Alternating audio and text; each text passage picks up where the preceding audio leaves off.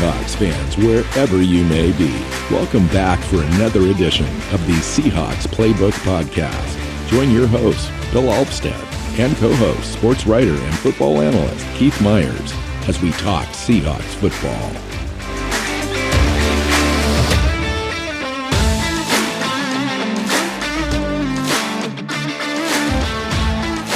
Seahawks fans, thanks for joining us again on the Seahawks Playbook Podcast. I'm your host, Bill Alvstad, here with co-host Keith Myers. We're back again, win number 4 in the books, and we're ready to talk Seahawks football, Keith. Yeah, win number 4. To me, that's a big one because the team didn't play as well. The offense, stumbled at times. It made some, big mistakes. The defense was still rough, but you could tell there were some schematic adjustments that were made to handle all the injuries, and that actually worked out fairly promising. And so, it wasn't pretty, but they won. And they played an inferior team. Well, true. But that's the thing is you can, it always feels great to play well and win. But good teams win when they don't play well. And that's what happened. They pushed their record to 4-0. They have continued to beat the team that's in front of them, and dealing with all the injuries and all the problems that they've had in the secondary. They just keep getting W's. So yeah, that's all you can ask for your team. You just got to go and beat the team that's put in front of you every week, and the Seahawks are certainly taking care of business that way. I would argue that they didn't play as bad as it seemed. Yeah, they did sputter a little bit, but you got to give credit to the Dolphins. The Dolphins offense is not horrible. They're not premier, but they can move the ball on you in fits and spurts when they don't make mistakes. The mistakes is what kills the Dolphins on their offense, and their defense isn't horrible again, but it's not ready for prime time. They've got some pieces there. I think another offseason will help them kind of put that together a little bit better.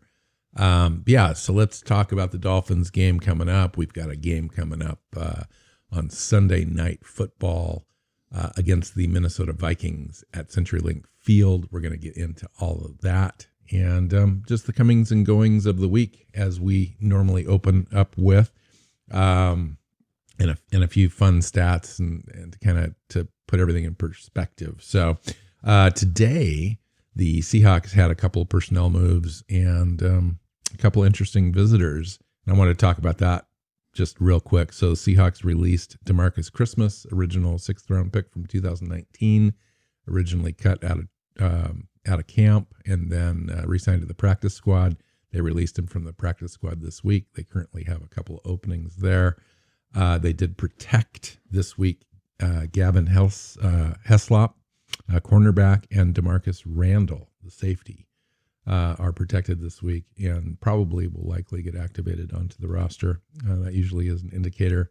And then visits wise, Snacks Harrison, Damian Harrison finally entered the building today. No word yet as of recording how that visit is going.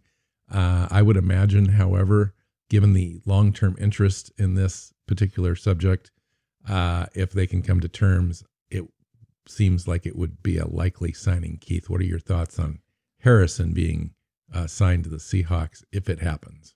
Well, it's going to come down to money. This is a guy who is only out there because he kind of retired. And then COVID happened. And with all of that stuff happening, he was just like, yeah, he's going to retire. And then he was like, you know what? Never mind. I want to play.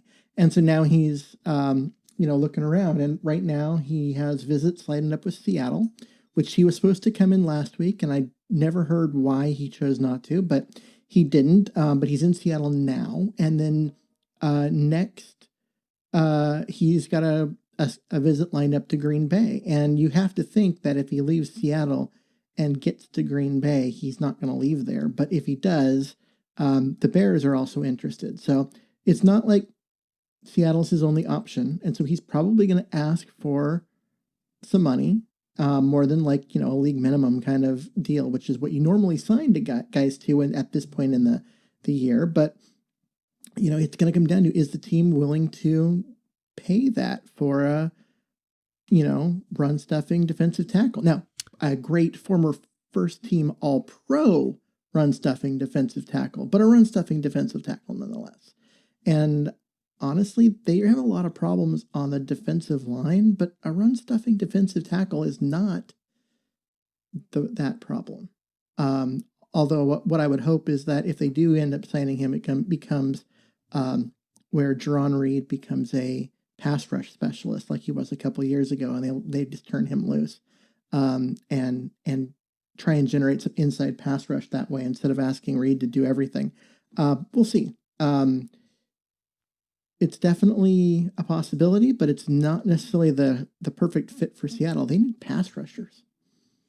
Yeah, but here's a guy on the interior, Keith, that can gobble up double teams like nobody's business. And if you can throw, $2 million at this guy or $2.5 million, for the rest of the year with $1 million of that guaranteed, some nice incentives thrown in there, playing for a Super Bowl contender, obviously, I would do it because I think that he makes everybody around you better. In addition, he's still a really good player. I watched some highlights from 2019. He's a machine as far as, like I said, taking those double teams, tackling running backs for losses, blowing up offensive lines, disrupting timing. He doesn't get to the quarterback very much, but he can disrupt that pocket a little bit. He also allows those outside rushers and a guy like sitting in the middle like Bobby Wagner have the ability to play to their strengths, and that taking a little pressure off the guys on the outside, or the guys that kind of go from the outside and swing inside on stunts. He's a guy that helps them be able to achieve the goal of getting to the quarterback. So. I'm not against him in any way. And if you can bring in a guy that's that good, you do it. I'm just saying that when it comes to need, right? The Seahawks right now need a cornerback and they need pass rushers.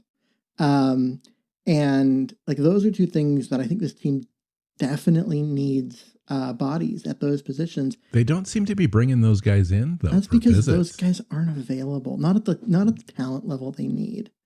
You can get a guy like Snacks Harrison to come in. You do it because he's talented enough. He makes your team better, right? He makes your roster better. But find me a pass rusher that's available that is better than Benson Mayoa, who he'd be, displacing out of that position. You're not going to find one at this time of the year. Fair enough. That's the problem. Yeah. Well, we'll see what happens. Another interesting name, familiar name, is Michael Kendricks, also in for a visit today. I have mixed feelings about this one. I think he's asked to play out of position a lot last year, out of that base defense that required him to drop back into coverage way too much for my liking. He's decent at that, but when he's also responsible for coming up onto the line of scrimmage and playing in the box, it seems like he was just kind of pulled in too many different directions, and it showed last year. I mean, he led the league for most of the season in missed tackles. His coverage dropped off considerably from 2018, and then he ended with the ACL, I believe, correct? That is correct. And so we don't know exactly where he's at medically. Interesting tidbit as well. He's also scheduled to be sentenced next Wednesday. Currently, next Wednesday, he finds out finally after, 4 or 5 years, what his sentence is on that insider trading thing that he had going on in the background for his duration with the Seahawks.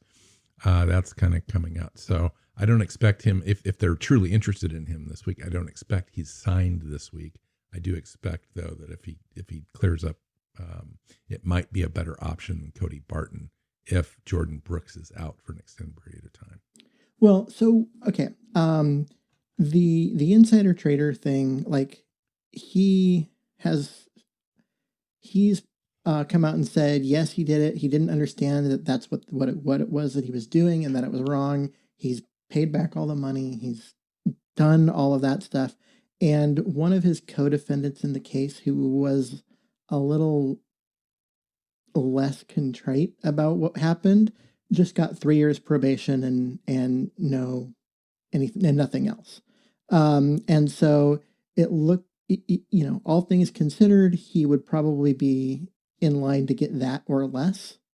And so the likelihood that he isn't available to play, I think, is really low. But you're right. It might be one of those things where they come to terms, they agree to terms, but they wait until next Wednesday to do anything officially, or they, sign him with a condition in his contract that if he is sentenced and has to miss time, his contract's automatically voided and they don't owe him a dime, or something like that. But you know what? Last year he was pretty bad. I mean, he could not tackle anyone and just looked out of place and looked lost. And the defense actually got a little better when he got hurt and Cody Barton came in. Now they could probably use him in a limited role. But the thing is, if you go back 2 years ago when he signed about now, when the Seahawks were desperate for some help at linebacker next to Bobby Wagner, he came in and that was when KJ Wright had a knee and he was out all of 12 games or something like that. Yeah, and he came in and played really well. He played on the weak side linebacker, which is KJ Wright's. That's a position that KJ's had forever. And played really well. They also brought him up and had him rush the passer, and he showed some definite ability to get around the corner and get some pressure that way. I think if they come in, bring him in a limited role, especially as a pass rusher, as a situational edge guy, it could be a good fit. I mean, this is all assuming that his knee is healthy. ACL, yeah, exactly. Yeah. The other thing which kind of plays into this is that, so last year KJ played the weak side and they made Kendricks play out of position at the strong side, and as you said, and that led to some pretty bad things for Kendricks. But this year they've moved KJ already from the weak side over to the strong side. So KJ Wright played the strong side linebacker in this last game, which freed up so that Cody Barton could play a more natural position of his at the weak side. It worked out for KJ, not so much for. Yeah, it worked out for KJ. KJ Wright probably had his best game in 3 years. I mean, he was phenomenal in that game. He could have had 3 picks? Yeah. 2 easily, right? He was always in position. He was making plays behind the line of scrimmage against the run. God, he had a great game. And the week before, I'd said that I thought he looked old and slow and that the knee was bothering him. And I didn't see any of that this week. Like, he just looked explosive. And this was a great game. He also had a couple of nice, very strong hits in the tackling game. I was impressed. And so if you actually go back to, KJ's first couple of years in the league, he started out as a strong side linebacker, and they moved him over to the weak side after a couple of years. So it's not like this is new to him. He's played there. He's played there at a high level before. Okay, it's been a few years, but he has played that position at a high level, and he showed on Sunday that he could still play it at a high level. So if he's going to continue to play on that side, maybe Kendricks could play on the weak side, which is more natural position for him, and we can have more of the 2018 Kendricks and less of the 2019 Kendricks. I think it's all going to be on Jordan Brooks. I mean, you don't want to stifle that guy by putting Kendricks in there and having Kendricks play all year and losing all those developmental snaps with Brooks. So we'll see what happens there. Yeah, it comes down to Brooks' ankle. If he's going to be out for a while, it doesn't hurt to have another body. I believe that. Absolutely. I mean, and you also got to remember that Bruce Irvin was the starter at the beginning of the year, and he's on injured reserve, and his season's done. So they're down 2 linebackers right now, and that explains why Kendricks is getting a look. In addition, you've got Jamal Adams, still out and nursing the groin, and it looks like he'd likely be out this game, and then the bye week, and then we'll see what happens. So, in the middle there, close to the line of scrimmage, we're missing a lot of talent. So yeah, a lot of talent. I had another interesting tidbit too, and I caught this name. I normally don't dig this far into the workout regime for the Seahawks, but this week somehow I did. My eye was drawn to DeMarcus Acey.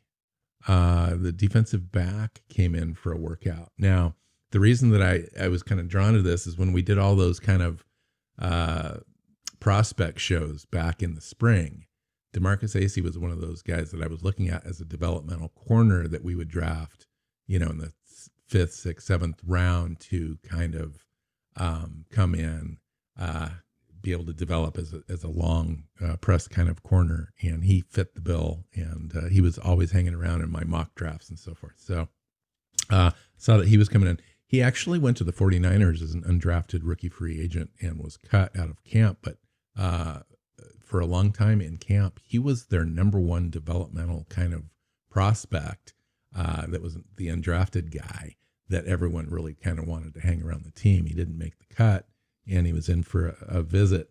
Athlon Sports ranked Acey as the number 89 overall prospect in the 2020 draft. And there were a number of other publications and sports blogs out there that had him, in the top 150 prospects overall, the top 20 corners, and he just dropped for whatever reason. His developmental stats and so forth in his senior year were less than his sophomore and junior campaigns, and so he kind of dropped off the radar a little bit. But it's a very interesting invite. With 2 practice squad openings available, it wouldn't surprise me if the Seahawks kind of sign him, bring him in for a couple weeks and see what he's got. Yeah, I mean, it couldn't hurt. You got a guy with talent and fits the athletic and physical profile. Bring him in, let him see what he can do, especially when you've called guys like Neal up from the practice squad. So now you've got other defensive backs that are, not practicing or whatever. You need bodies at the position, and bring him in, see what happens. Speaking of Neal, can I just give the guy a shout out, because he wasn't even on the roster through 2 weeks. He got called up in week 3 as a, end of the week call up from practice squad. And by week 4, he's starting strong safety. And that kid played well. Yeah. 2 weeks in a row. He played really well. Like that, him getting the start made me a little nervous, because I'm like, okay, that's a weakness you're going to see the other team attack. And he was not the weakness of the defense. There was a lot of weaknesses on that defense, but it was not him, and it was not KJ Wright. Those guys both played really well in this game. Yeah. No, I mean, I've had my eye on Neal for a while now.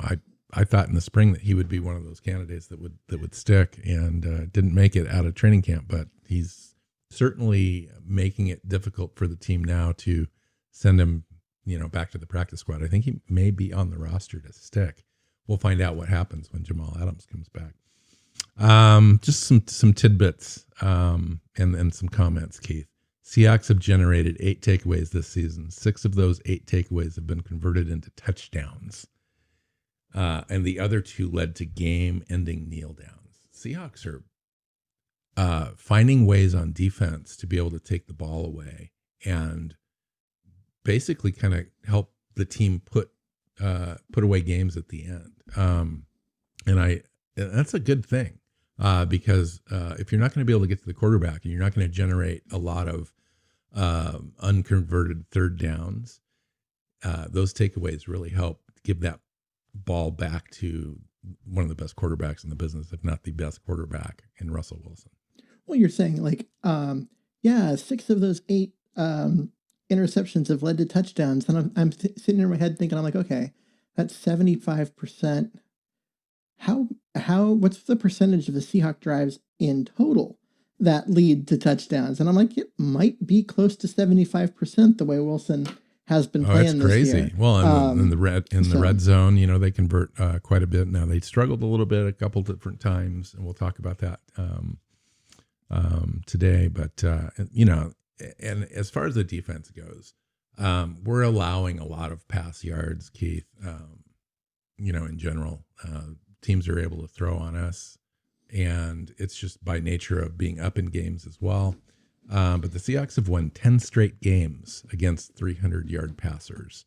So, just generating yards against the Seahawks doesn't necessarily translate into wins.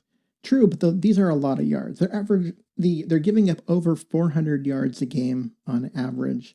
And that is 60 more yards per game than the second worst pass defense, which is Atlanta, right? So the Seahawks are giving up like 407, and Atlanta's giving up like 357. Like it's that. This has got to average out over time, but as long as we're scoring early and often, this just may be a stat that we're just gonna have to live with this year. It'll just be interesting to see if teams will just keep throwing against us. Well, there without Adams. We're third, by the way, against the run, and I know. That's it seems just as empty as the pass yard stat. Yeah, you know what I mean. Yeah. So what was I going to say? Oh, with Adams being out and Neal being in there, the team blitzed a lot less in this game. They played them. Yes, they did. What did you think? I was going to wait until we get to the game to talk about that, but what did you think of that specifically? I actually kind of liked it. They aren't getting to the quarterback even when they blitz. And so to blitz a little less, play coverage a little more. Keep everything in front. They only gave up one explosive play in the entire game. That was, it is against the Dolphins. It is against Fitzpatrick. But nonetheless, it's encouraging, I think, if they can do that again against Minnesota, for example. Although they're going to have to pay attention to an entirely different type of player with Minnesota, and we'll talk about that. But yeah, they gave up a lot of explosive plays the week before, and they gave up one in this game. And well, that's when you said they didn't play well, and they kind of did play better though, at least on defense. I mean, they gave up some yards, but that's a pretty, considering I think the week before they gave up 8, right? Yeah. And so, I mean, that's a pretty good improvement. I got some good news for you, Keith. Go for it. The Seahawks only have 3 games remaining against teams with winning records, and 2 of those are against the Rams and 1 against the Buffalo Bills. Yeah. This season is being set up for us. Arizona and San Francisco are both 2-2 now. How about Arizona losing these last 2 games against teams that honestly I didn't expect would be competitive with Arizona. Arizona's kind of showing that maybe they are closer to what I thought they were before this season. And then Russell Wilson, 90th win on Sunday. In his 132nd game, only Tom Brady, Joe Montana, and Terry Bradshaw got to 90 wins faster. He's having a special year. Take a look at everything combined. The Seahawks, are just looking good. 4-0, could be 5-0. We face the Minnesota Vikings this week, coming off the win against the Miami Dolphins. Let's talk about the Miami game, Keith. Let's just kind of get right into it. 31-23.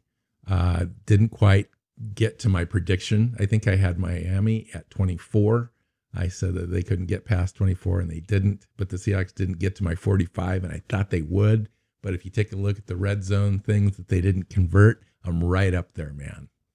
Yeah, they had 2 red zone appearances where they did not score, which is weird for this team. This team has been very efficient in the red zone. A couple of mistakes that you haven't seen this year yet.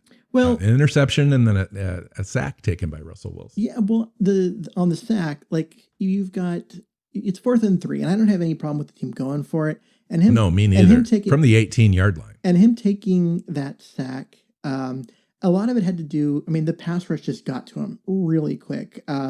Cedric Abuhi was, in at right tackle on that play and just looked like he wasn't ready. He was unprepared for the speed. Was that his first snap, or was he in earlier in that series? Yeah, I'm not sure, but he was standing still. Yeah, and he guy just blew right around him, and Wilson hit the back of his drop, and thought he was going to have another half a second and didn't, and it's unfortunate because the team has gone for it, and they have not failed on a 4th down attempt until that one right there. So. 4th and 3, what happened on the interception? What happened on the interception thing? So they had more. If you look, they had more pass rushers than we had blockers, and so that means someone's going to come free. Wilson has to recognize that, which he did, get the ball out of his hands before the pass rusher can get to him, which he did. The problem is that the read that he made was Metcalf over the middle, and there needed to be a better spot to throw it because he threw that in there. He kept it low. He did throw that in tight in coverage. Yeah. It was tight, but at the same time, his mechanics were a little wonkish too, because he was off his back foot or whatever. I mean, he was backing up. He was backpedaling when he threw that. He put it in a good location. He got it down low. He got it out in front of Metcalf. But because he was backing up and could not have any kind of mechanics as far as his feet and all that, there wasn't anything on it, and it just kind of fluttered in there, and it gave the defensive back a chance to step in front and make a play, and it was a great play. I think that is lost in this. It wasn't so much a terrible throw as it was a really, really good play. He jumped the route a little bit, and sometimes that happens. Nonetheless, you mentioned that the Seahawks kind of looked not as good, kind of sputtered through this game a little bit, both offensively and defensively. But Wilson still put up decent numbers in his worst game. And I say that facetiously. 360 yards. When that's your worst game, I know. You must be really crazy. Damn good. Right. 24-34, 2 TDs, that interception, and a couple touchdowns, the interception. And then I wanted to mention this, though, because it kind of leads into what we're doing this year that's a little different. Wilson is 50 of 62, 596 yards, 6 touchdowns on first down so far this year. And that's okay. Just in 4 games. That seems amazing. I'll take that. That's crazy. That's a huge amount of success on first down. And it's not so much that Russell Wilson is passing a tremendous amount more than he was last year, but they're passing more on first and second down and earlier in games this year. Mm-hmm. What's going on, Keith? And is this sustainable? It is. It's absolutely sustainable. And it's what they should have been doing all along. And it was a philosophy thing. Pete Carroll didn't want to throw the ball. He wanted to run it and ground and pound and all of that. But did Pete Carroll say, we don't want you, Brian Schottenheimer, to be successful, and so we want to run on first and second down? This is part of the philosophy. Running on first and second down, quote unquote, establishes the run and creates a formula that is proven to be successful over a long period of time. And by gosh, we're going to stick to it no matter what personnel we have. Honestly, yes, I think that it's Pete Carroll's philosophy, but it was also Brian Schottenheimer's philosophy. It was why Brian Schottenheimer was hired as offensive coordinator, because his philosophy lined up with Pete Carroll's. And so that's what they did. And part of it was campaigning by Russell Wilson. I was like, look at what we do. We're a really good offensive team in the fourth quarter when we actually try to score. When we don't try to score during the first 3 quarters, we're pretty mediocre. To the credit of the coaches, they listened, they looked at the results, they looked at the tape, and they go, you know what? We've got something here. Let's go use it. And if it had really blown up in their face the first couple of games, they would have gone back to running the ball. Probably. But it didn't blow up in their face. Instead, it blew up into being a historic level of offense. And now it's what the team is. The team is a high-powered offense. They have the second best offense in the NFL by yards and points. So you have, the proof is there. I mean, it's always, it's one thing to look at the tape and all of that and be like, and have Russell Wilson be like, we're better in this case. Like when last year, when the headset's broken and Wilson had to call plays, and it's like, oh, they moved it really quickly and scored a touchdown. No problem. Well, guess what? That's the type of offense that Wilson wants to run because it's what he's best at. Well, and they had that same problem in this game. He took him down for a nice drive and a score, 75-yard drive. Yeah. I wanted to mention the other really fun drive in this game is that they went 75 yards in 21 seconds and scored in this game. That was crazy. I thought for sure they were going to take a kneel down because they had the ball, after the second half kickoff. And no, No, they threw that philosophy out the window as well. They actually are aggressive. They're hunting, Keith. Yeah. This is a new look offense that I really like. Yeah, because in the past, really in any year in the past, 22 seconds. You've got 21 seconds left. You're up. You get the ball at the end of or after halftime. You take a knee or you run it up the middle. And if Carson breaks one and takes it 40 yards, then okay, well, we'll do something. But they wouldn't have done anything with it. But instead, no, we have 7 years of not doing anything with it in those sorts of situations. Yeah, and instead they let it Russ go, and he gets that beautiful 57-yard reception, beautiful to pass Moore. to David Moore, and gets him down there, and they get a score, and it's like, oh, so we went from having this close game, now they get that separation that they wanted before halftime, and they get the ball back. Yes. So that made up for one of those red drive stalls. Yeah, it really did. It's just so nice and refreshing to be able to, because it's always been that's the frustrating part, is it seems like it's always been there. We've just been a very poor clock management team over the last, since Pete Carroll's been here. Love Pete, but that's his worst game day coaching trait is his clock management skills. Oh yeah, he's and terrible. This thing, let's put that on Russell Wilson and see what he can do. Yeah, the rest of the year and see who wins between Pete Carroll and Russell Wilson at the end of the year. It's going to be Russell Wilson. Now that 17-yard touchdown. Speaking of David Moore, in the back of the in the back corner as well. That was a great catch. David Moore's really stepping up this year and being a consistent player that he wasn't the last 3 years. Yeah, like last year and the year before, he would show flashes of being really good, but then he would disappear for like 3 games, and you'd be like, "Is he still on the team?" And it wasn't for lack of playing time. It wasn't like the team, he just wasn't getting open and wasn't making plays. And this year, he's been much more consistent at using his skills and doing the things that he does well. And man, I got to tell you, it makes the Philip Dorsett injury so much easier to take. Like, no one's even talking about Dorsett. Like, people have to or Josh Gordon. People have to be reminded that Philip Dorsett's still on the roster. Yeah. What are we going to, and we're going to have to make decisions. Freddie Swain's got to go somewhere. He's been looking good. You've got David Moore. Are you going to take snaps away from David Moore? I don't think you're taking snaps away from either of those guys. You're going to. So what happened? Do you avoid Josh Gordon's contract like it never happened? What's going on here? Well, it doesn't look like Josh Gordon. There's no movement on the Josh Gordon. It's crazy. That's crazy. So right there. the Seahawks signed him with the idea that, okay, if he gets reinstated, we'll have an asset. But he's not, even though it makes no sense that he hasn't been reinstated, there must be something else going on in all of that, because it's just hanging out there.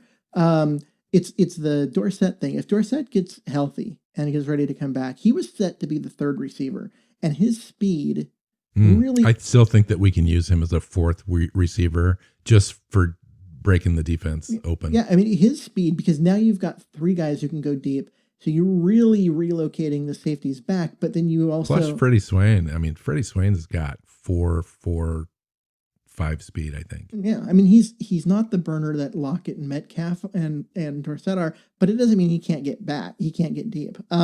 But he's especially if you throw all 4 guys out at the same time. Yeah, because the safeties are going to be backing up, and what you're going to do is you're going to set up route combinations because they don't know which of those guys are going deep. It's crazy. And so with Moore and the other the other 3 guys, you don't know who's going deep. Somebody is, but you're making everyone think, and that's just, if you're making defenders think, that's great news for the offense. And so it's going to be interesting, but at the same time, who do you take snaps away from? Are you going to take snaps away from Freddie Swain the way he's playing? He's playing really well and playing really smart. The only way that you do is if Philip Dorsett is better than Freddie Swain, and I think you need to have an opportunity to see if that is the case. Philip Dorsett has been a reliable 30 to 40 catch guy for 4 or 5 years. He hasn't lived up to his first round status, but he's still a quality receiver that is really good at extending plays and extending the field. So we'll see what happens. So I want to come back to this idea that the Seahawks didn't play well, but just didn't play up to the first 3-game level. They didn't. Well, I mean, Seattle led by 16 points in the fourth quarter on the road. They didn't score on 2 of their red zone. What was the drives? Score but with 20 seconds left in the first half? Hold on. Miami's longest completion on the day was 26 yards. Only 2 plays gained over 20 yards on the day. You already talked about KJ Wright having a really great day. He had 3 pass defense. 2 of those could have been easy interceptions. You talked about Ryan Neal playing 100% of the snaps. Ryan Neal, what? An interception, 6 tackles, 2 pass breakups for Ryan Neal. He's the 5th ranked safety per Pro Football Focus with a minimum of 100 snaps. Lugo Amadi, 68% of the snaps, thought he played, again, really well. Shaq Griffin allowed one reception for 11 yards. Yeah. Had an interception and 3 pass breakups. After really struggling against Dallas, to come out and just play better. But you know who didn't play well? Flowers. Yeah, Trey Flowers, 100% of the snaps and 100% of the bad plays. He really struggled. Well, not 100%. Cody Barton's thrown in there as well. Travers Homer's thrown in there. I mean, there's some players that you could throw into the bad bucket, but there are a lot more players that you could talk about having pretty decent games. Chris Carson, 16 carries, 80 yards. I thought Chris Carson, after having that freaking Tristan Hill guy twisted up his knee in the previous game, came back, responded really well to practicing all week, came back, said he was going to play, ended up playing, 16 carries, 80 yards, and all of them looked tough and strong, and the old Chris Carson that we know. So that's amazing. Are we underestimating the Seahawks, Keith? I don't know. That defense it just felt like they could not get a stop on third down unless they were in the red zone all game. It was just, did Miami ever punt? I don't know. Because I don't remember them punting the ball. And because every time they got the ball, it was either a Fitzpatrick interception or they drove the length of the field and got a field goal. Well, they did have 5 field goals. Yes. That's 5 scoring drives, and against plus a touchdown drive. So that's six scoring drives. Plus, they probably had 9 overall. 2, one was intercepted by Neal, and one was intercepted by Griffin. So there's 8 drives right there. Punting. I think they only had 9. He had 1 punt. So they had 9 drives total. Yeah, they had 1 punt all game. It's not like Miami's a good team, and you can only force 1 punt all game. You give up 6 scoring drives. Now, they're lucky that they were playing Miami and not, Green Bay or St. Louis or even Arizona, teams with more offensive talent. Because those teams are going to we're going to find out. Those teams are going to turn those red zone opportunities into 7 instead of 6 more often. And in the end, the defense has to step up. They've got to be better. They've got to be better on third down. They didn't give up the big plays in this one. They gave up 8. That was a difference maker. They gave up, 1 in this game. It was a big difference maker, and it allowed them to force field goals instead of giving up touchdowns. But at the same time, they weren't getting off the field on third down, and they haven't been all season. It is a problem. They have to get better on defense. Since 2002, 53 teams have started 4-0. 44 have made the playoffs. 16 have made it to the Super Bowl. On all 4 of those teams averaged 12 wins. But no Seahawk team has ever started 5-0, Keith. We could go 5-0 if we can beat the Minnesota Vikings. Minnesota, when we looked at the schedule, when we were predicting wins and losses, every indication was that Minnesota was going to be in the hunt, along with Green Bay, along with Dallas, along with New Orleans, along with the 49ers and the Seahawks, to get those playoff spots, and Minnesota just has not been able to do it. They come into that Sunday night game next weekend against the 4-0 Seahawks at 1-3. Minnesota's losses have been to the Packers, 43-34, against the Colts, 28-11, and against the Titans, 31-30. Those are all three very difficult teams. And then they beat the Texans 31-23. And now they face the Seahawks. I mean, you could argue Minnesota after the Seahawks game will have faced one of the toughest schedules in the NFL, and likely at 1-4 after the Seahawks game.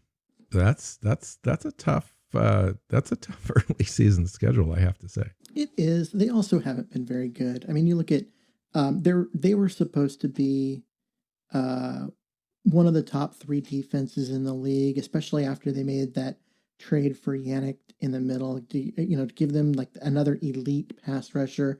And that defense has just been getting carved up. They've given up at least 28 points in every game. They've given up 31-2 and 43 against the Packers.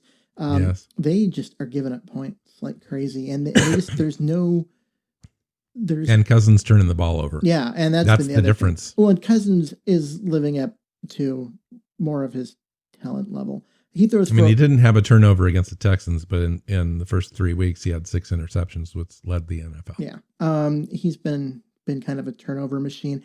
And honestly, they missed Diggs on the outside at receiver because his ability to stretch the field opened things up underneath for guys like Thielen and the rest of that receiving core. And without him out there, they don't really have that deep threat. So teams are coming up a little bit more. They're squeezing everything a little bit because they just don't. Well, they're one-dimensional now. Yeah. So Dalvin Cook has 311 yards rushing in the last 2 games. Yeah, and the rest of their offense is anemic. Yeah, Dalvin Cook's been good, and they've got an offensive line that's doing a good job of opening holes for Cook too.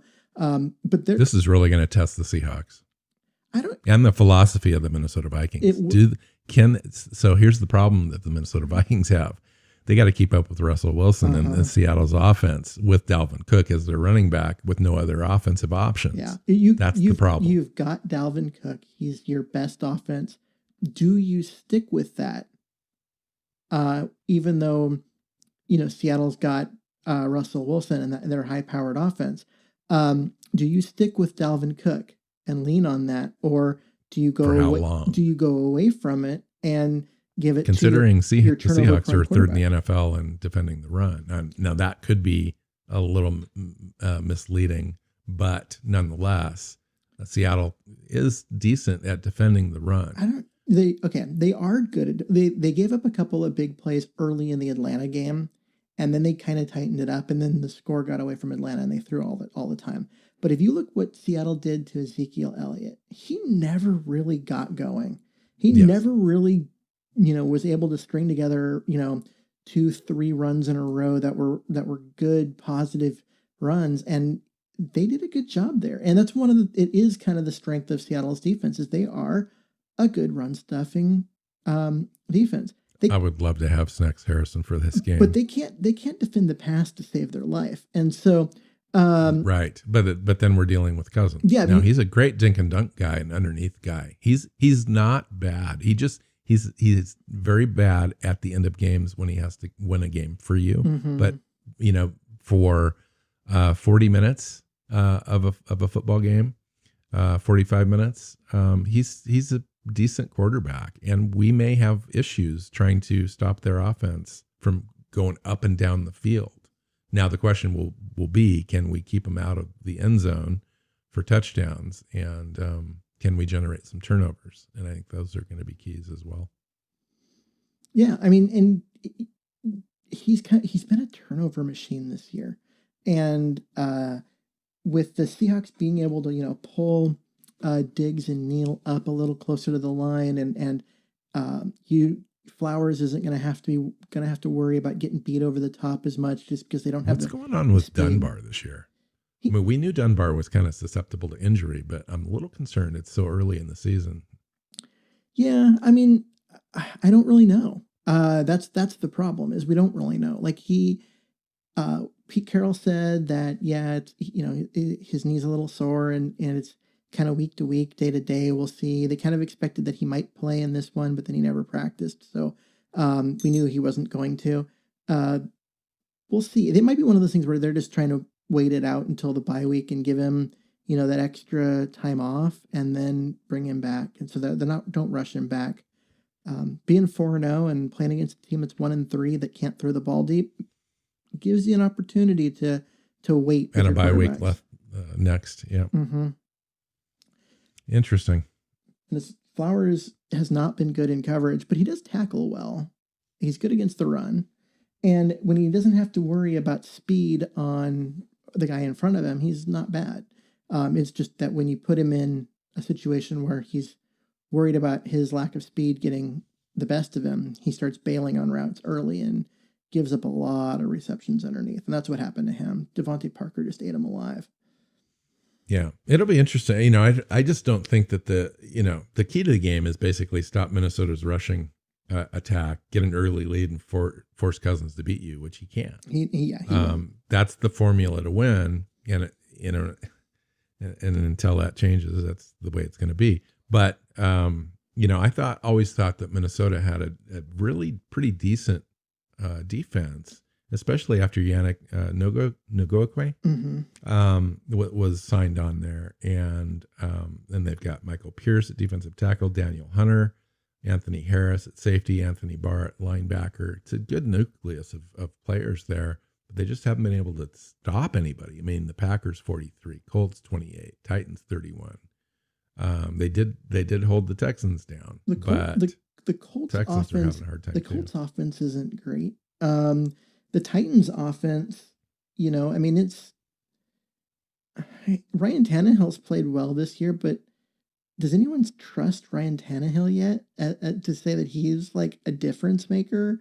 As a quarterback, I don't know. Like, they even gave up 23 to the Texans, who, they are a quarterback with nothing around him, just really struggling at all facets of generating any kind of offense, because they don't really have a running game and they don't have any wide receivers anymore because they traded Hopkins and never really replaced him. They're just a mess, and they still gave up 23 points to them. So I just don't know how good this defense is, and I am kind of surprised. I thought they were going to be better.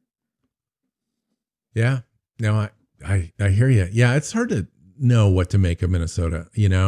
Are they going to come on? I don't believe that they're going to come on against the Seahawks, and I'm not familiar with the rest of their schedule. But the Packers seem to be dominating that division, and that'll be the end of it. And then with the other NFC teams that are strong, Minnesota's probably on the outside looking in already at 1-3. Not very many 1-3 teams come back and get into the playoffs, especially considering I think that it's likely they'll be 1-4 after this game. So and you're looking at the Packer team that's 4-0, and Packers look good, legit. They really legit. do. So that means Minnesota's chasing a wild card spot. Right. Chicago's 3-1. You've got the entire NFC West that thinks they're going to be, in it. You've got there's just other teams. They've got a lot of ground to make up just to try and get to like 10-6.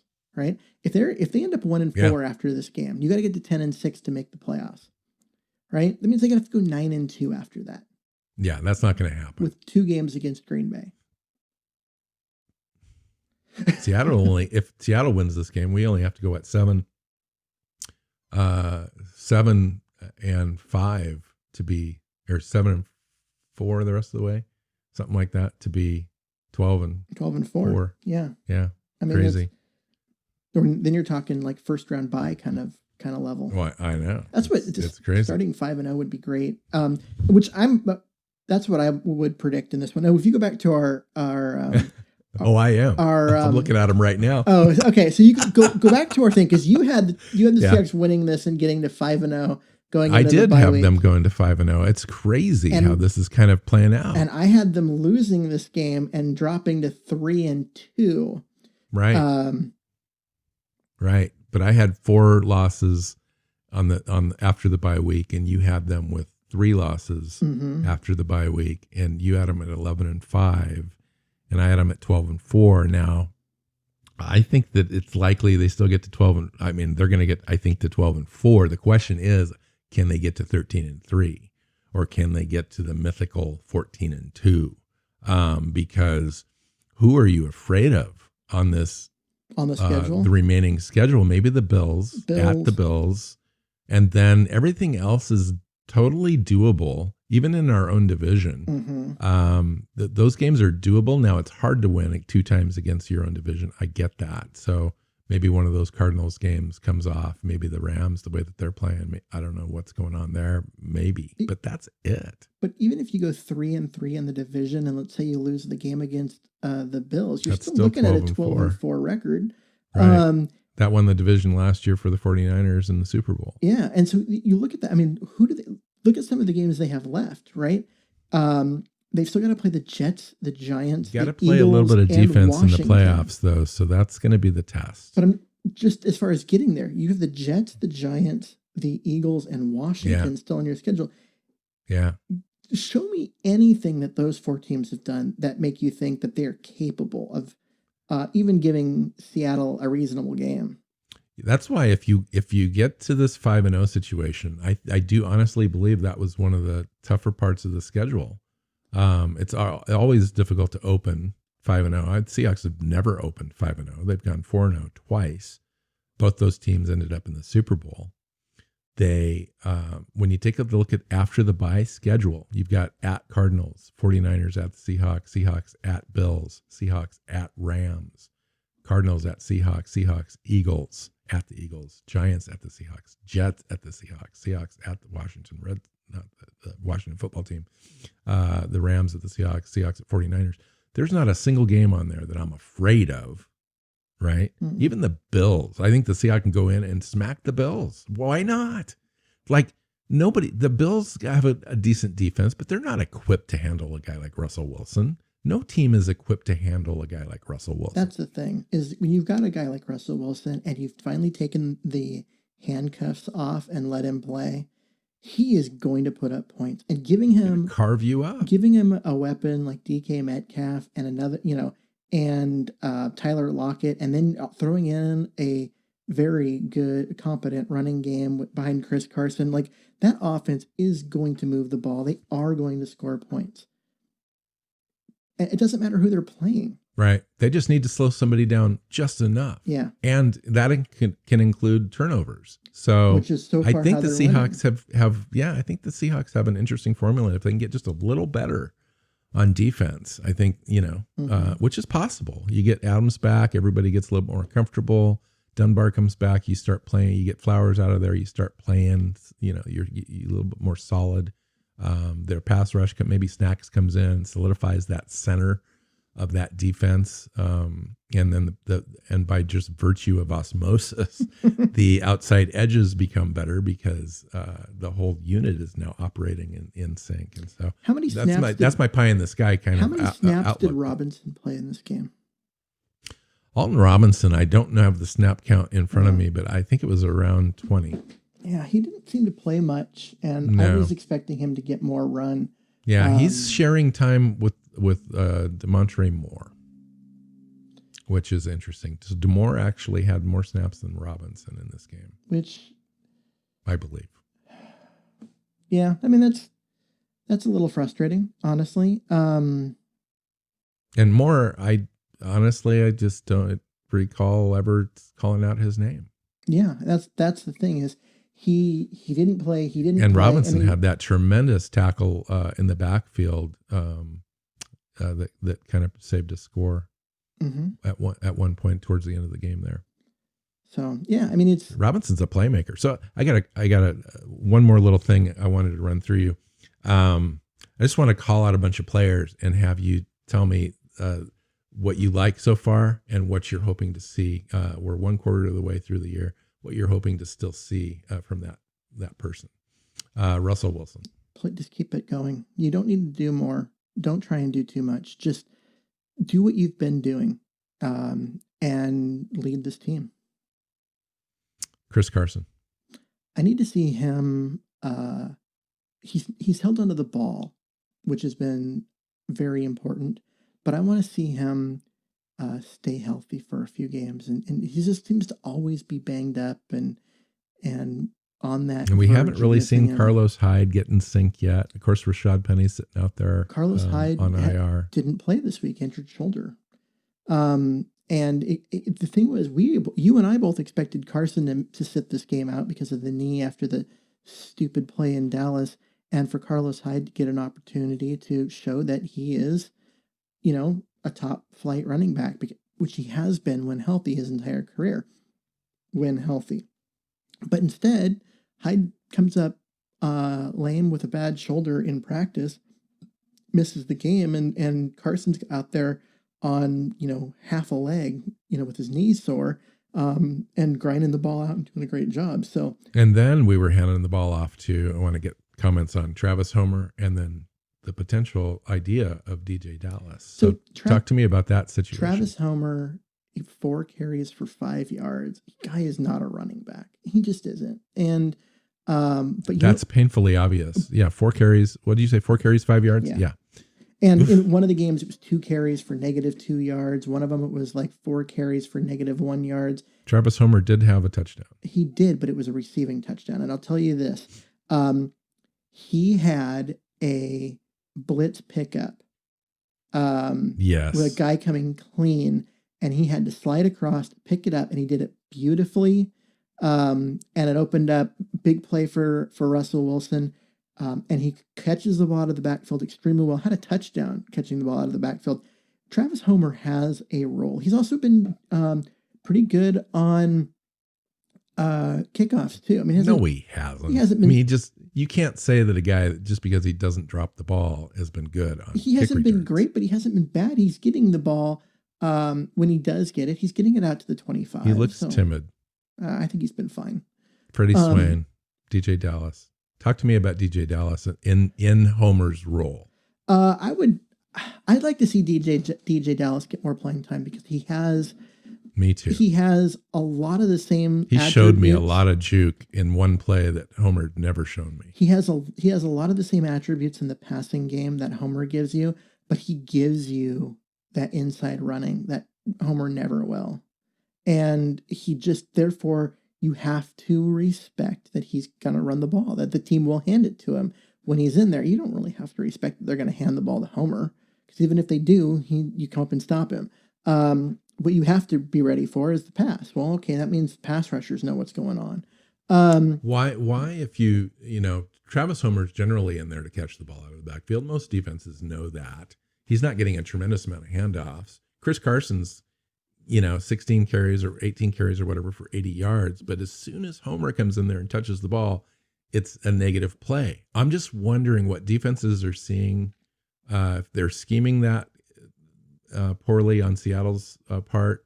Why hasn't Seattle been able to generate positive plays for Homer? Or is it all a Homer problem? Is it all his fault? I think it's just, he's just not a guy. He's not a guy that breaks tackles. Any contact. Well, he's been getting hit behind the line of scrimmage. I mean, true, but Chris Carson gets hit behind the line of scrimmage a lot. And you know what he does? He bounces off of it, bounces off another guy, and picks up 4 yards. And that's why he's so successful. And it's why Homer's not. It's because, there's that contact, and Homer goes down. Carson doesn't. Hyde doesn't.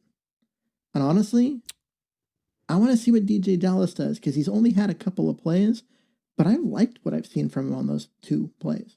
What happened to Tyler Lockett in this game? I don't know. He just wasn't getting open. He had that really bad drop in there. Right in his hands. He didn't, I mean, was it late in the 3rd quarter when he finally got his first catch? I think he picked up a first down or something like that. Yeah, it was just, he had 2 catches in this game, and it was just not a great game for him. I don't know if it was that they were scheming how to stop him and take him away from Seattle, or if it was just the way the play calls were run, where they were just basically running him add a safety to freeze a safety and open up other things, or what? Because I haven't had a chance to go back and review the All-22 in great detail. So I don't know. I was disappointed with the drop because I feel like that's the first drop since, I don't know. Yeah, and I think if he would have had that, it may have gotten him going, but Mm-hmm. After that, it just kind of didn't really set up for him at all. How about DK Metcalf? So DK Metcalf didn't score in this game, but he still had 4 catches for over 100 yards. Yeah. And he's on track And honestly, for a monster year. Honestly, like that one catch where it was just a quick, like a bubble screen type of thing where they threw it over to him right on the sidelines behind the line of scrimmage, and he caught it and turned up field and just made someone look foolish, stiff-armed another player to the ground and got to the 1 before he stepped out of bounds. Yeah. I thought he was going to get in. I really was hoping he was going to get in just because he earned it on that play. He worked so hard. Yeah, exactly. But, he's making plays, and teams are working really hard to slow him down because he's such a dominant player. You look at what, New England did, and they put Gilmore on him all game, and it didn't matter. And other teams have been double teaming him like crazy. And he's still making plays. He's still at 4 catches. Okay, that's 4 catches. It'd be nice if he had more, but he had 105 yards. He's been great. How well is Ethan Posick playing right now? Ethan Posick is playing extremely well. He looks really comfortable at center. He didn't allow a pressure or a hit or a sack in this game. He's playing really well. And the other thing is they're pulling him in the run game on the outside runs. They're allowing him to get out in front occasionally. He's played 100% of the snaps so far this year. Yeah. For a guy that's stayed healthy. For a guy that's had injury problems, that's phenomenal. That's a guy that's fighting to keep his job. Mm-hmm. He's playing through injury, whatever it takes. But you know what? I don't think he's playing through injury. He hasn't looked like he's been injured. He does look good. He looks good. His technique is solid. He's making good calls on the line. How about Brandon Shell versus Jermaine Ifedi? Do we even need to have that conversation? What is Brandon Shell doing that Ifedi never could do? Move his feet. That's the big difference. Jermaine Ifedi is bigger. He is stronger. He is way more muscular. But he's got concrete shoes. He just can't move his feet fast enough for the speed rushers. Or he has to cheat to do it. Yeah, and get called for, false start or hold. And he just can't handle the speed rushers on the outside. He never has. He never will. We didn't have any penalties in this game, including, again, from the offensive line. I think the previous game, we had 2 penalties on the offensive line, and this one, none. Yeah. And then we substituted quite a few snaps. Jamarco Jones was in there. Abuahe, we'd mentioned before. Simmons played all had time. Yeah. Although seeing Lewis in there for some of the snaps was encouraging, just because, he hurt that knee. We were thinking, oh God, he's going to be out for a while and all of that. He played for part of the game. Simmons played for part of the game there. Both of them looked fine. I'm glad they didn't force Lewis to play the whole game on a sore knee. But they've been good. I mean, like I said, he has been steady. Is he spectacular? No. He's not going to be a Pro Bowler at right tackle. He's not opening massive lanes the way Jermaine Ifedi could in the running game, but he's not given up a lot of pressures. We seem to be an above average line this year, and that's all we've ever asked for. Yeah. All we've ever asked for is a top 15 line, because we knew with the top 15 line, Russell Wilson could be great, and that's turning out to be true. Yeah. Because he's phenomenal, and you give him a little bit of time, a little bit of protection. Half a second. You just increase him half a second, and that's all the difference in the world. It is, and the line has been good. Brown's been. You can tell Brown's healthy at left tackle. He does not have 100% of the snaps. That bicep injury that just really hurt him last year. It's 88 degrees and 75% humidity, and Brown played 100% of the snaps at 33 years old. Mm-hmm. But he looks 34. He looks as good as he ever looked in Houston. I'm been really happy with his play this year. And I mean, Mike Lupati hasn't been bad. He looked actually really good. He had one Chris Carson run where he was rubbed off on his initial block and was into the second level. And I thought he looked dominating on this particular play. I can't remember what the run was. He always has those plays. He's kind of the turn it on, turn it off. Well, he's a lot like Fluker was, right? At one play he'll dominate and you'll be like, wow, and then the next like two or three he'll just not have the right technique going or misread something. He's not a great player. At one point he was younger, he was a little more athletic. Injuries have kind of taken their toll. He's smart and he plays he doesn't make a lot of mental mistakes, but he's just not as physically talented as he once was because of all the injuries and stuff. He's been okay. And last year he was pretty bad. This year he's been okay. And I think a lot of that has to do with the fact that Brown's been better and Posic's been significantly better than anything the Seahawks had at center last year. And when you're surrounded by better, you trust those guys more. The communication's good. It makes your job easier. And he's been fine. When Jones comes in for him, which he's played in 3 of the 4 games at the Summit left guard, he's looked good. He's looked fine. It isn't like a huge drop-off. There's no drop-off, whatsoever. Simmons is coming in playing at right guard and has played the last 2 weeks and has looked good. He's been a pleasant surprise. He's another guy that has always been good, but never healthy. And so for him to be healthy and continue to play and that, it's great for him and his career. It's also great for the Seahawks. So it's funny. Simmons has been so injured in his entire career. He only played 3 college games at USC. Mm-hmm. And that's how injured he was. Yeah, and that was the fact that he even got an opportunity in the NFL. And that's crazy, right? And made a roster and all of that is incredible. And this is one of the few things that I have to say something positive about Tom Cable about, is that he was a Tom Cable project. He saw the physical attributes, saw that. No, has he been hanging around that long? No playing time. Yes, he has been hanging around that long. That's crazy. Tom Cable's last year was Simmons' first time, and he came in and played a couple of games at right guard and looked really good, and then got hurt and went on injured reserve.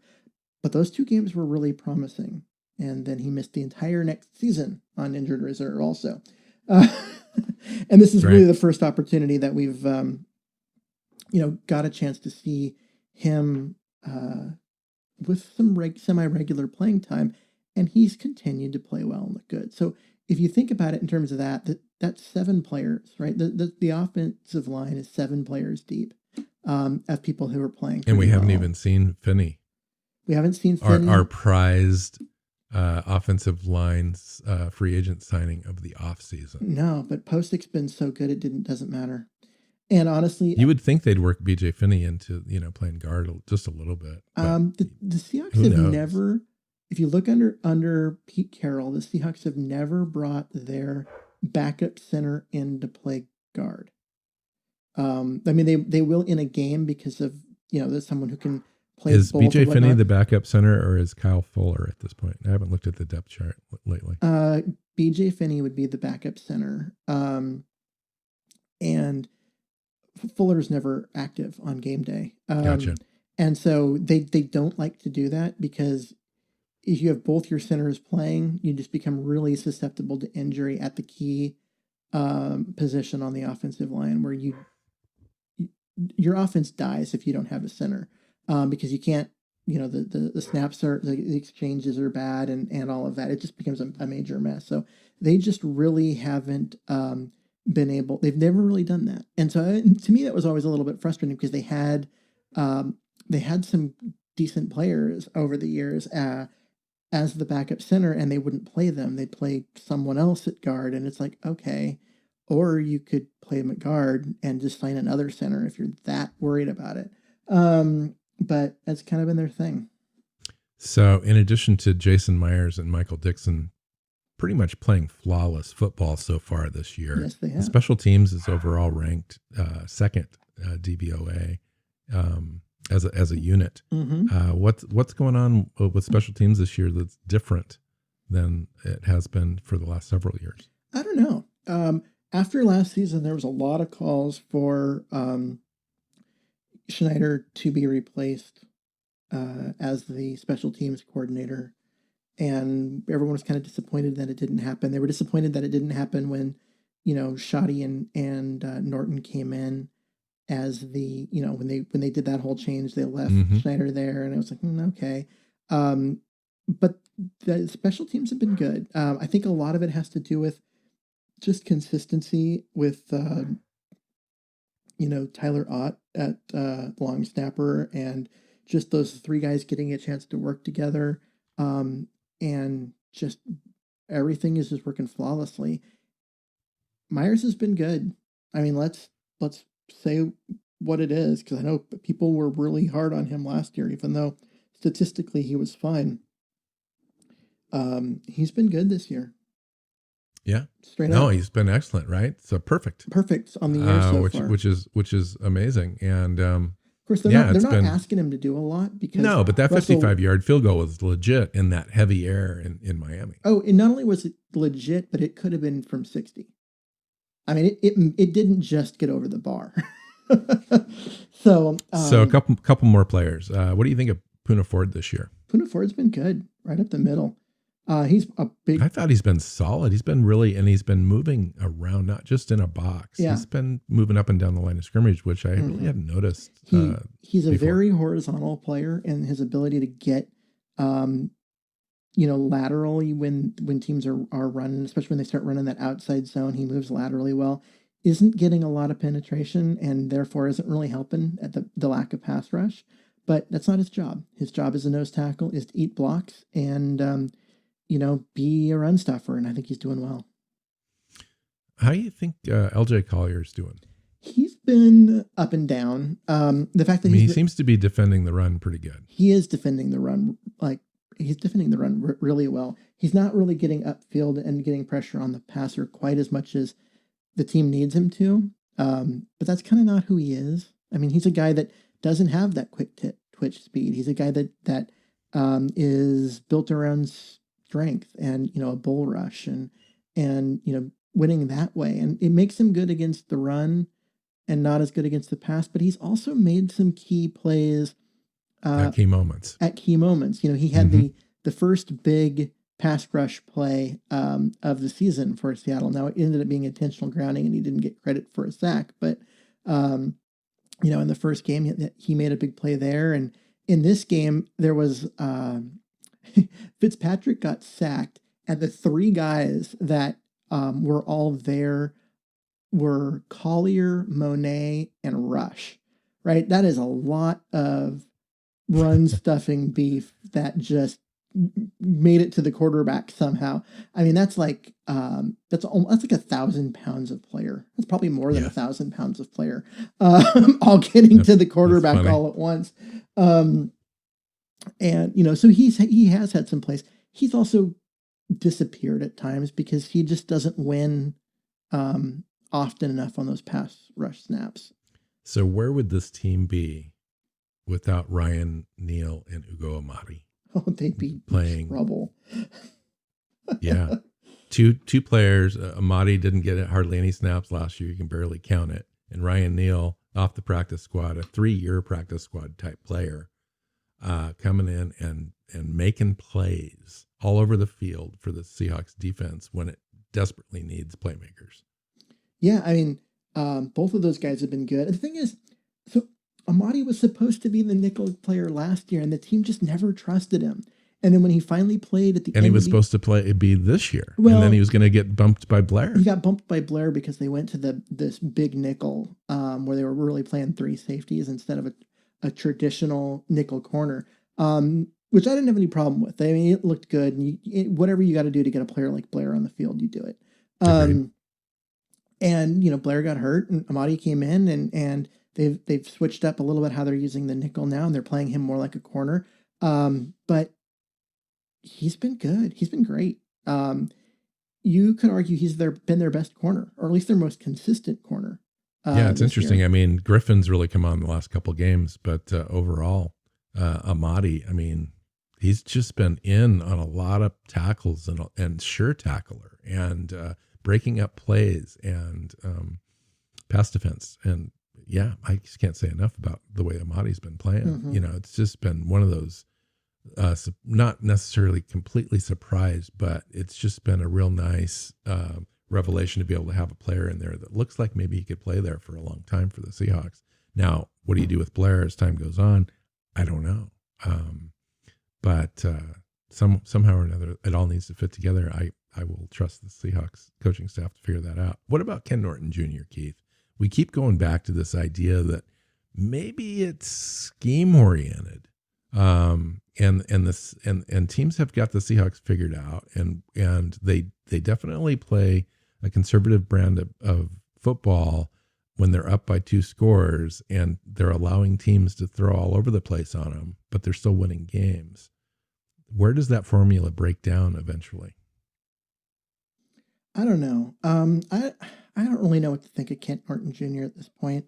It's really hard to evaluate him because he built a scheme around guys that aren't out there, right? There's no Bruce Irvin, and he was expecting, that to be a big portion of the pass rush and all of that. There's no Adams at strong safety. Dunbar's not out there. Blair's gone. They don't have, Taylor as a pass rusher. You know, maybe they were counting on a little bit more pass rush. I don't know. I mean, maybe not. Well, it's hard to know because they should have known that, when they drafted him, that it might have been a questionable situation. True, but then, you're expecting Irvin to come up and be that pass rusher, and then he gets hurt and he goes, okay, well, we have this first round draft pick who's like the most athletic of our linebackers right now. Let's turn him loose because he has the skill to do anything that Bruce Irvin can do. And he instantly rolls his ankle and has been out. And so you're right. That hurts too. I mean, they've had some adversity, but you hardly would know it. I mean, the play wasn't strong to begin with. In the last couple of games, they've actually played incrementally better, you could argue, with replacement level players. So it's hard to know what's going to happen as time goes on with this defense. But I'm crossing my fingers that overall they improve a little bit. Now, if you take a look at DVOA rankings, the Seahawks are 6th overall currently, 3rd offensively, 3rd special teams, and 21st on defense, which doesn't seem quite as bad as I thought it would be.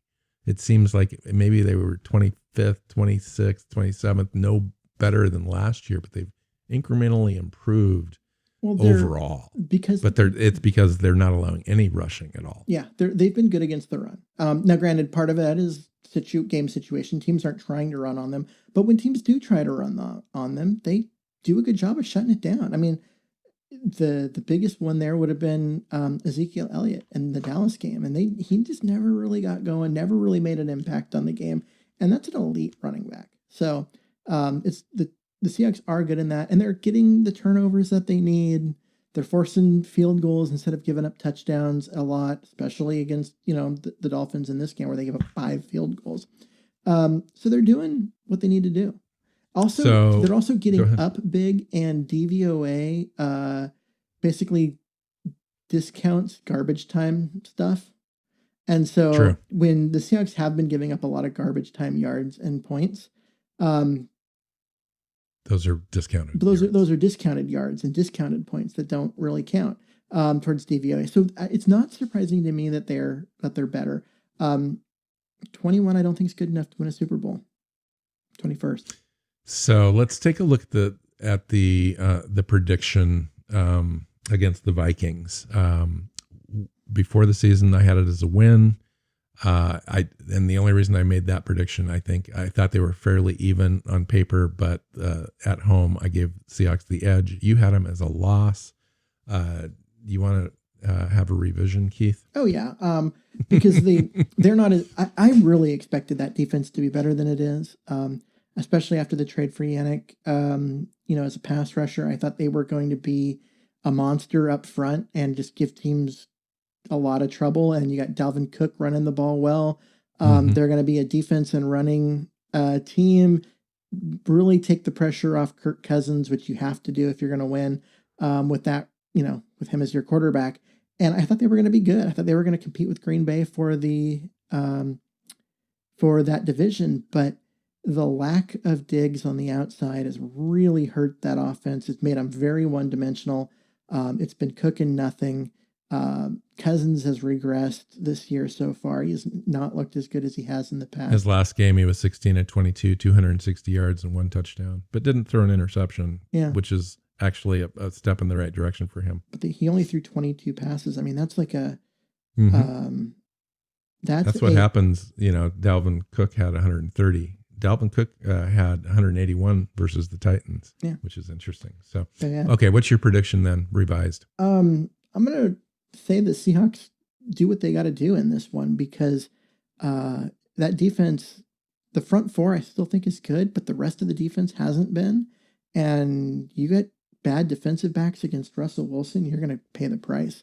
I see the Seahawks putting up 31. I think they can shut down Dalvin Cook. Cousins turns the ball over at least twice, and it ends up being 31-17. Nice. I have it at 35-20. So we're thinking along the same lines. I mean, the formula is the formula and will be the formula all year. Stop the run, defend the pass, get the lead, defend the pass. That seems to be the way that the Seahawks are designed and set up, and the way that the offense is designed to give kill shots throughout the game. And I expect Seattle to score against this team. Other teams have scored against this team. The Seahawks are better offensively, maybe save the Packers, than any of those other teams. And we could score more than 35, but my 35 is my baseline. Seattle hasn't scored less than 30 this year. So isn't that crazy? Well, they haven't should be safe. They haven't scored less than 30. Yeah, I know. And that was with 2 red zone failures in this last game. I know. They could have had 45, And it's also with that DK Metcalf, brain aneurysm at the 1 yard line the week before where he stopped running and had the ball knocked out. I mean, we've been leaving some points out there. And they're still scoring over 30 a game. I know.